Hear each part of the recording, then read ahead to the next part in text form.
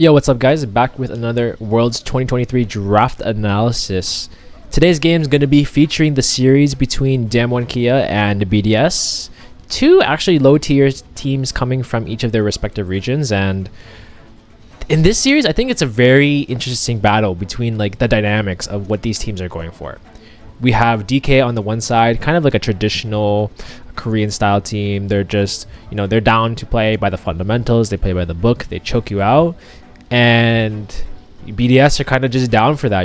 They're just like, they don't give a damn. They're trying to force their own style of play, and it's just making for some really entertaining drafts. And although it is unfortunate the way it played out, it's like super cool the way that teams like Damwon Kia have to respect Adam. Like even at this first phase here, they have to give like a Darius ban just out of respect, because a lot of teams are just not used to the game pacing that BDS are clearly using to their advantage in terms of like what dictates normal draft dynamics, and BDS typically throws it out the window. So this is basically DK's sort of answer in order to curb what BDS have to offer in that sense.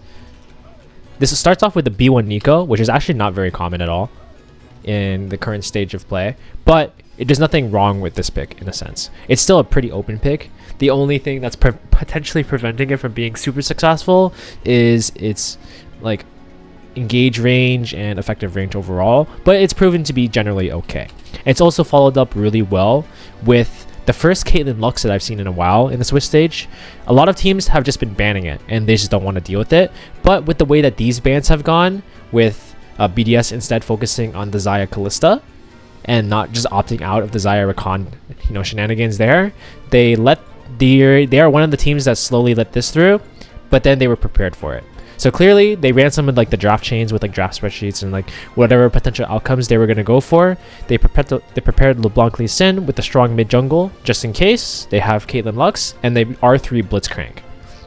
For those who don't know, this is probably one of the best matchups possible just with the support in terms of answer Caitlyn Lux, because Blitzcrank has an effective range that essentially matches both of them, and it actually makes it scary for Caitlyn Lux to really kind of walk up and do their normal things, right? They don't want to, they thrive off just being able to freely walk up and choke out a lot of lanes. The main two lanes that can match it and give it some trouble are one, things like Karma lanes, so Jin Karma, Ezreal Karma, so things that can match the sustain or equalize the lane in terms of push and whittling down the two laners, or the aggressive route with things like Blitzcrank.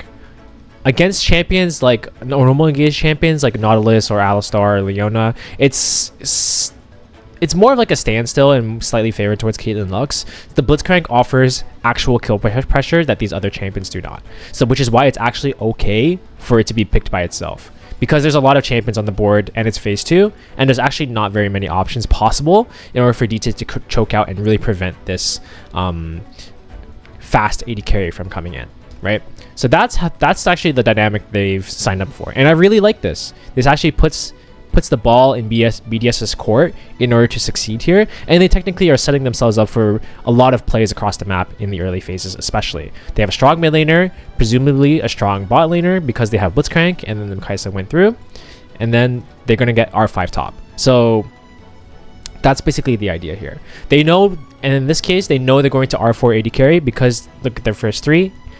They pick support already, and they already know what they're dealing with. So they know how to win the game. They know exactly what tools they need. There's no reason not to get a free R4 AD carry here, and then hedge your bans against any potential blinds. So they got rid of Narjax, which are, let's say, the quote-unquote defensive or isolated options, and then they pick the Rumble, which is still a decent blind because BDS technically does not have any ban resources left in order to isolate this, but it's more of a team fight oriented and champion that is not necessarily more backwards and allows the top lane to create space for Caitlyn Lux, which is what they're generally looking for.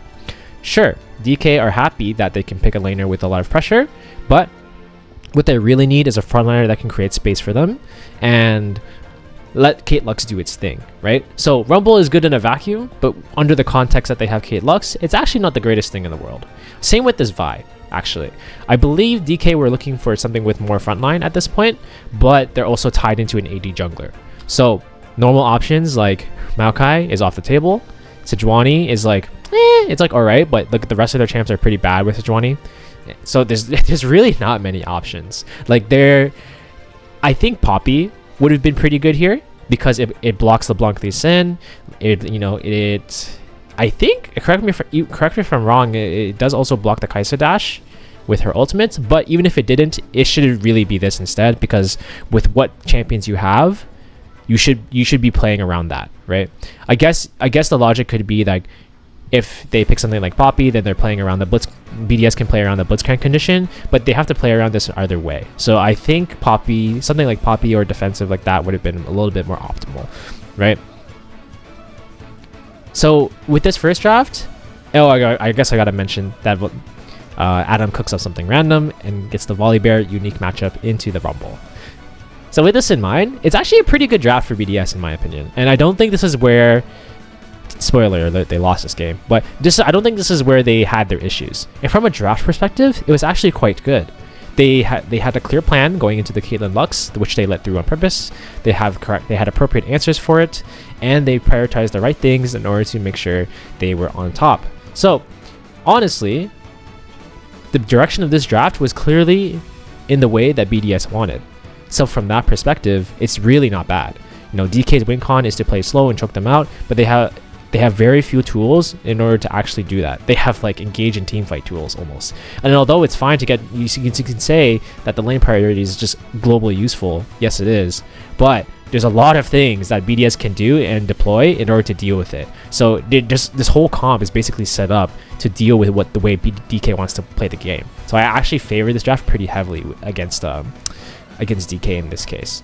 So I respect it a lot. But unfortunately, they did lose. But it was still cool to really point this out. In the next game, they kind of went for a similar approach. Their idea here was to really lean on Adam's champion pool and give him as many resources as possible, push him way back into the draft so that he can really flex those draft muscles, right? And I mentioned this in other reviews in the play-in stage. This team used to just raw dog like prior Renekton, and I thought it was like really useless. And combine that with the fact that Rumble has superseded Renekton as like the blind pick this Worlds, it's sort of just a natural outcome in order to push Adam back. There's a good chance that Adam doesn't play Rumble as well, so which also contributes to this. Obviously, they lost in game 1 against Caitlyn Lux anyway, most likely because DK was just too clean at it, so I don't really blame them that they have to ban it. But this ban pool ends up being really awkward and lets a lot of things through, right? They just don't want to deal with Kalista at all. Maybe they don't play it and they don't want to deal with it. Kaylin was just coming out from the last game, and then Xayah has come out because they just don't want to deal with the Xayah Rakan shenanigans as well. So they're just like, it just kind of shows that this team is kind of not that very rigid in terms of how they want to play out and what drafts they want to go for. They probably only have 1 or 2 play styles, which revolves around the chaos that Adams can cause and things like that. Bans from the DK side are like pretty standard, I would say. Nothing too crazy. The only special thing is the Darius ban, which is not unique to this game, right? What usually happens as a result of the Xayah being banned is that only Kai'Sa is left through of the Xayah Kai'Sa combos. But I think in this meta, it's still the biggest misconception that these are the only 2 good AD carries. There's a ton of options that are available, and I really don't think it's a big deal that teams are allowing Kai'Sa through, right?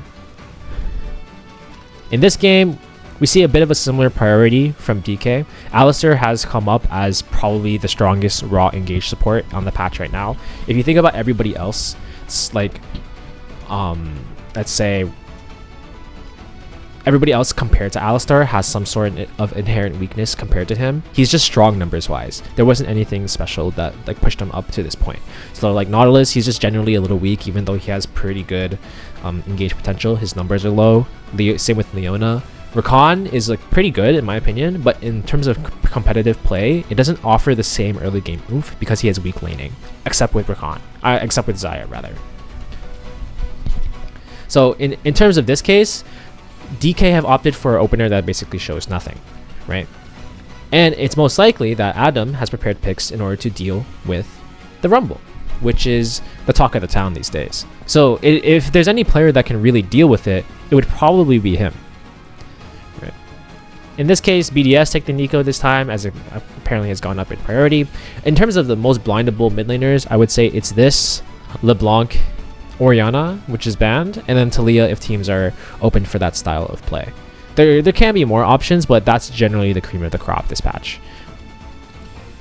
And so far, like, even though BDS got first picks and they opted for blue side and they're like trying to get what they want, you can see the inflexibility of their champion pools kind of letting them not take all of these prio picks. Like, I'm surprised DK managed to get these 3 champions in their opening phase, because these are arguably like some of the top champions in each of their roles as of right now. So there's a bit of a mismatch here. DK are missing the mid laner and AD carry, and BDS are missing top and I believe jungle. So as you can see, the bans are kind of choked out towards setting up DK for at least to open on R4 here with an AD carry, and then potentially get an interesting R5 mid pick, or they can just simply counter pick immediately, because they happen to be able to counter pick for both. So in this case, they would probably R4 AD carry anyway, because there's like quote unquote comp flexibility with all the bans, and they go for Aphelios, which is nothing special. I would say it's just a standard pick to kind of neutralize the lane. And this is where BDS full hit the gas. They go for Wukong, Olaf. So these are very BDS type aggressive picks that force their way into the game. Again, I really like that they're just owning the style. You know, this is actually a good matchup into Rumble, by the way, because even though Rumble has insane base damage and good matchups, so does Olaf, and he actually has even more stats. So it ends up working out really well, and it plays really well into the God's playstyle. So it's not too bad. I would say the draft is a little bit weaker because they're picking champions that are kind of weak on the patch, like Wukong, and they're giving champions like Rumble over for free because they just can't deal with it. They don't have bans remaining.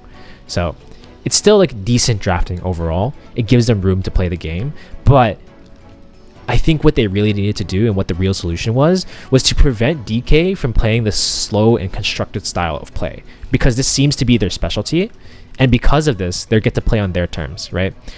We've seen the teams ban things just for the sake of forcing drafts to go in a certain direction, and that is what I would have liked to see from this team. And although this was a really sick attempt, this is what ended up really choking them out in the end and prevented them from winning this game. So hopefully, this is a super sick series to break down, and I hope you guys got something out of it. So I'll catch you in the next one. Cheers, guys.